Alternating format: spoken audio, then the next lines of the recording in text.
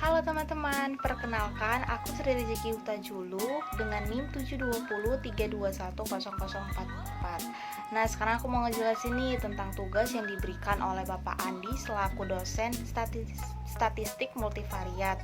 Nah, sekarang aku mau ngejelasin bagaimana esai yang udah aku buat dari video yang pertama, yaitu memproses data di SPSS.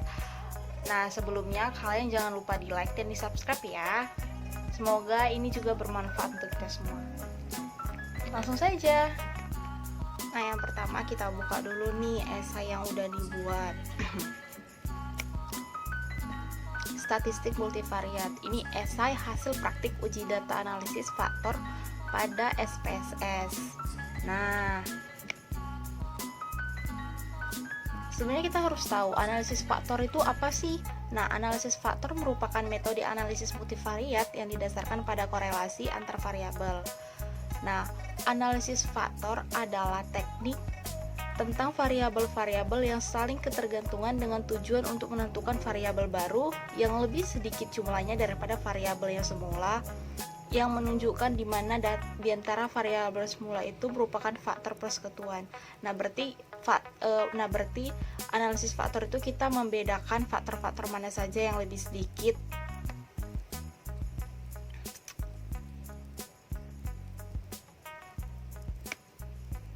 Nah, dalam penelitian ini, kasus data 1 di mana menggunakan analisis di menu dimension reduction, yang artinya setelah melakukan korelasi, dilakukan proses membuat sebuah variabel set baru yang dinamakan faktor untuk menggantikan sejumlah variabel tertentu. Yang mana pada penelitian kasus 1 diambil 50 sampel. Lalu data hingga menghasilkan 8 variabel yang dilakukan melalui correlation matrix yang diukur dengan KMO, N-Battles Test of Sphericity, dan anti-image. Nah, di penelitian kedua, sama dengan kasus pertama, didata hingga menghasilkan variabel. Namun, di dalam kasus ini kita diminta membuat data menjadi Z-score dengan menu analisis, lalu ke deskriptif statistik, terus nanti kita picit OK, yang diukur dengan KMO dan anti-image di SPSS. Oke, langsung saja ya. Nah, kasus 1 itu analisis faktor atribut pembelian motor. Nah, saya buatnya bagian motor.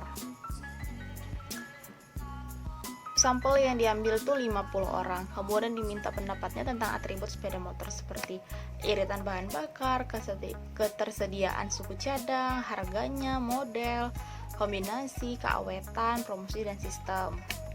Nah, ini udah masuk ke tabelnya. Ini yang tadi irit, onderdil, harga, model, warna, awet, promosi, dan kredit. Ini udah kita buat 50. Ini udah kita buat nih 50 data.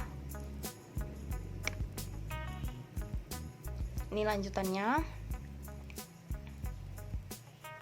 Nah, selanjutnya dari data di atas akan diuji variabel mana saja yang dianggap tidak layak. Nah, yang dianggap tidak layak itu yang gimana sih? Nah, yang tidak layak itu yang di bawah 0,5. Ini dia KMO and Battles testnya. Nah, KMO itu apa sih? Itu dari singkatan Kaiser-Meyer-Olkin Measure of Sampling Adequacy. Kira-kira segitulah bacaannya. Nah, ini angka yang menurutnya layak. Lanjut di anti-image matrixnya. Tadi kita udah masukkan semuanya, irit, onderdil, semua menu-menunya. Setelah itu kita tengok lagi semua yang mana yang gak layak. Yang ini ada onderdil, model,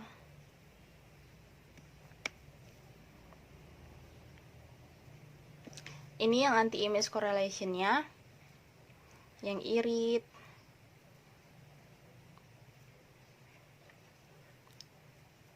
ini ada yang di bawah 0,5, 0,36. Kita lanjut ke bawah.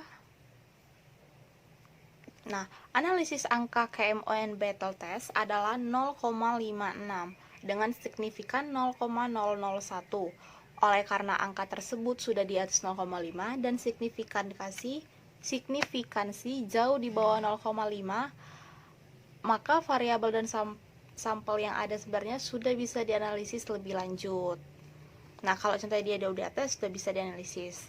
Anti-image matrix (MSA) dalam kasus ini berfokus pada angka korelasi yang bertanda A atau MSA untuk variabel irit 0,51, variabel underdeal 0,514, variabel harga 0,585, variabel model 0,522, variabel warna 0,614, variabel awet 0,657, kriteria promosi adalah 0,4 dan variabel kredit adalah 0,644. Dengan kriteria angka MSA terlihat MSA variabel promosi 0,493 tidak memenuhi batas. Karena tadi batasnya itu kan 0,5. Jika di bawahnya itu nggak memenuhi, maka variabel tersebut harus dikeluarkan dan dilakukan pengujian ulang. Kita masuk di pengujian kasus pertama. Ini KMO dan battle test.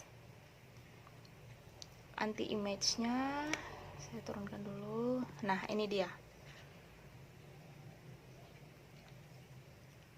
Kita keluarkan si yang promosi tadi, sehingga di sini sudah tidak ada lagi menu promosi, karena promosi tadi kan di bawah 0, dia kan di 0,4, harusnya kan 0,5 batasnya, jadi kita keluarkan dia di anti image. Lanjut, analisis output setelah melakukan pengujian ulang si promosi tadi. Angka KMO dan battle test adalah 0,57 dengan signifikan 0,001. Maka variabel dan sampel dapat dianalisis lebih lanjut karena udah di atas 0,5. Walaupun cuma 0,57 itu udah boleh.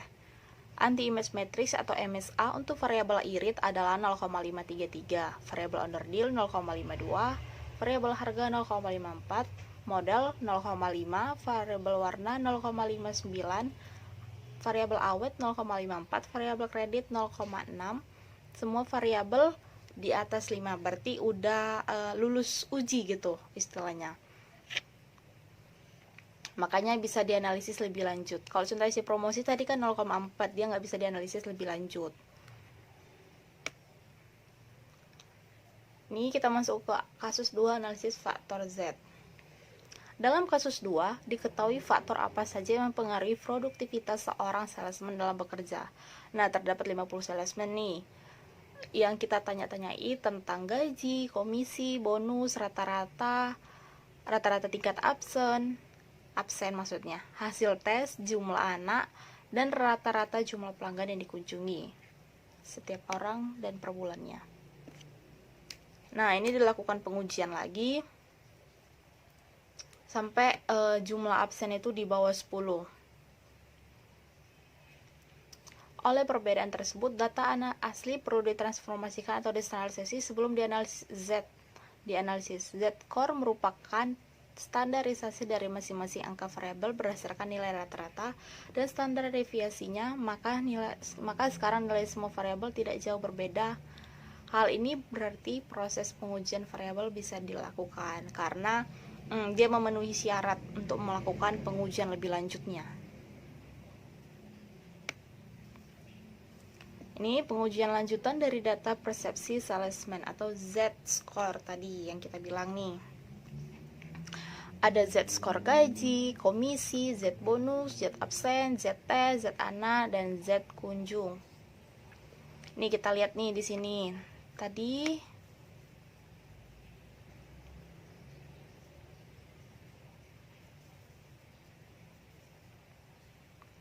absennya nggak boleh di bawah 10. Ini masih ada yang di bawah 10. Nah, hasilnya berdasarkan data di atas terdapat 7 variabel yang baru dengan imbuhan kata Z di depan variabel masing dengan adanya Z-score merupakan standarisasi dari masing-masing angka variabel. Ini standarisasinya untuk Z variabel, KMO, dan battle testnya. 507, 97, 0,75, 21 dan 000. Ini anti image matriksnya. Nah, kita lihat di sini. Apakah ada yang nggak memenuhi proses dari Z skor gaji, komisi, bonus, absen, anak, tes kunjung, atau di anti image correlation-nya. Nah, hasil analisis outputnya, angka KMO battle test adalah 0,507 dengan signifikan 0,000.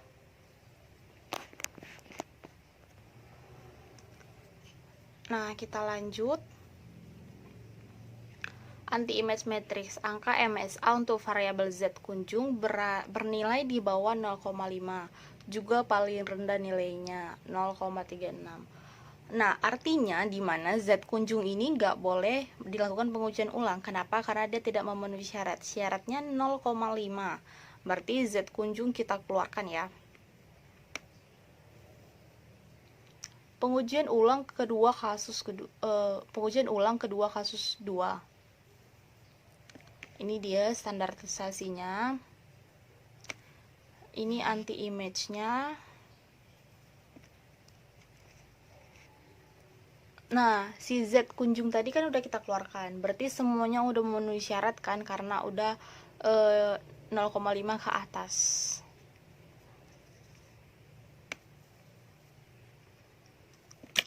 Analisis output setelah melakukan pengujian ulang. Angka KMO dan battle test sekarang naik menjadi 0,555 dari semula 0,507 dan juga tetap signifikan 0,000. Anti image matrix terlihat angka MSA untuk variabel Z skor anak bernilai di bawah 0,5. Juga paling rendah nilainya hanya 0,435. Nah, artinya apa? Berarti Z anak itu hampir sama dengan si Z kunjung tadi. Dia tidak memenuhi standarisasi yaitu 0,5. Maka yang berarti Z anak itu kita harus keluarkan dan lakukan pengujian ulang lagi. Kita lanjut untuk kasus 2 ini. Nah, di sini udah nggak ada lagi tuh Z anak. Udah kita keluarkan dan kita lakukan lagi pengujiannya. Ini hasilnya ada 35, 216, 217, 0,4. Kita rata-ratakan. Nah, hasil analisis output setelah melakukan pengujian ulang, angka KMO sekarang naik menjadi 0,562 yang awalnya tadi 0,555, yang berarti ini udah bisa dilakukan pengujian lebih lanjutnya lagi. Tadi kan kita udah keluarkan si Z anak. Nah, setelah itu tadi kita lihat nih di Z bonus. Nah, ini Z bonus. Di Z bonus itu rata-ratanya masih 0,4. Yang berarti itu paling rendah 0,466 nilainya untuk variabel Z bonus. Itu harus kita keluarkan dan kita lakukan lagi pengujian ulang sampai benar-benar semuanya itu 0,5 atau enggak ke atasnya gitu.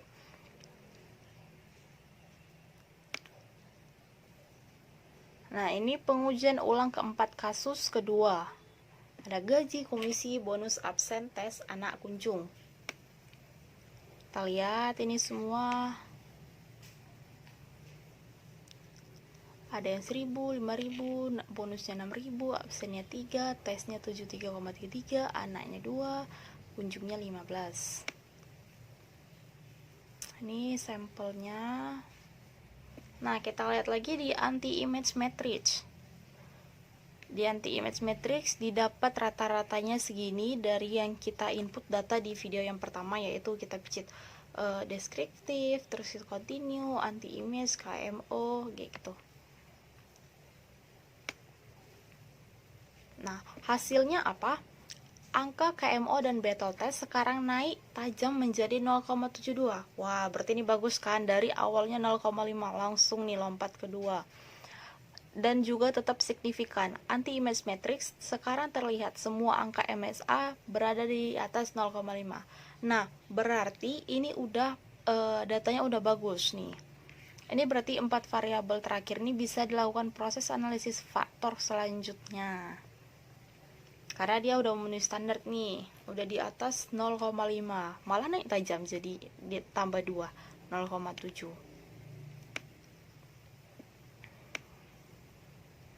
Nah, kesimpulannya apa? Berdasarkan uraian analisis di atas, diketahui bahwa proses analisis faktor ini mencoba menemukan hubungan antara sejumlah variabel yang saling independen dengan yang lain sehingga dibuat satu untuk variabel yang lebih sedikit dengan jumlah variabel di awal, yang mana berdasarkan penjelasan tadi melalui tahap pertama pada analisis faktor adalah menilai mana saja sih variabel yang dianggap layak dan dianggap tidak layak. Yang dianggap layak itu yang di atas 0,5 atau 0,5 pasnya. Kalau yang nggak layak di bawah. Nah, makanya tadi kita banyak tuh kan melakukan proses uji ulang di video yang pertama. Pada kasus 1, hasil akhir dari pengujian data yang dilakukan sebanyak 2 kali dengan 1 kali pengujian dengan angka KMO dan battleText adalah 0,57, yang artinya udah lebih dari 0,5 dengan signifikansi 0,001. Dengan signifikan harusnya 0,000. Nah, itu yang kasus pertama. Kasus kedua, hasil akhir dari pengujian data yang dilakukan sebanyak 4 kali dengan 3 kali pengulangan, angka KMO dan battleText adalah 0,25. Nah, 0,725 ini udah di atas 0,5. Berarti udah selesai nih kerjaan kita. Dengan signifikannya tadi 0,0000. Udah segitu. Nah, ini saya buat daftar pustakanya. Di mana-mana saja saya mendapat membuat makalah ini.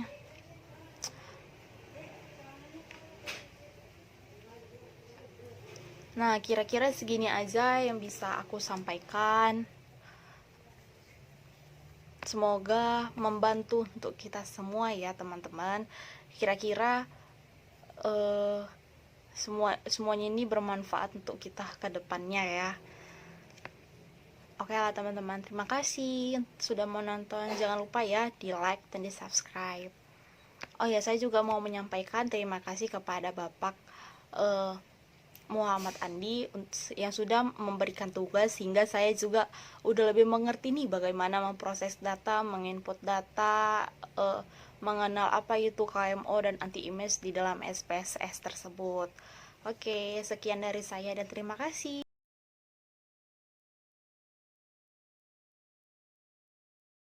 Nah, teman-teman, tadi udah kita bahas kan panjang lebar tentang hasil analisis dan saya menjelaskan esai dari video yang pertama yaitu memproses data di aplikasi SPSS.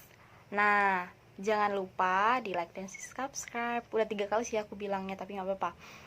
Jangan lupa ditonton video selanjutnya. Nah, kalau teman-teman ada yang ingin berkomentar atau ingin menanyakan mengenai SPSS boleh di bawah di kolom komentar. Goodbye. Ditunggu video selanjutnya. Iya kakak.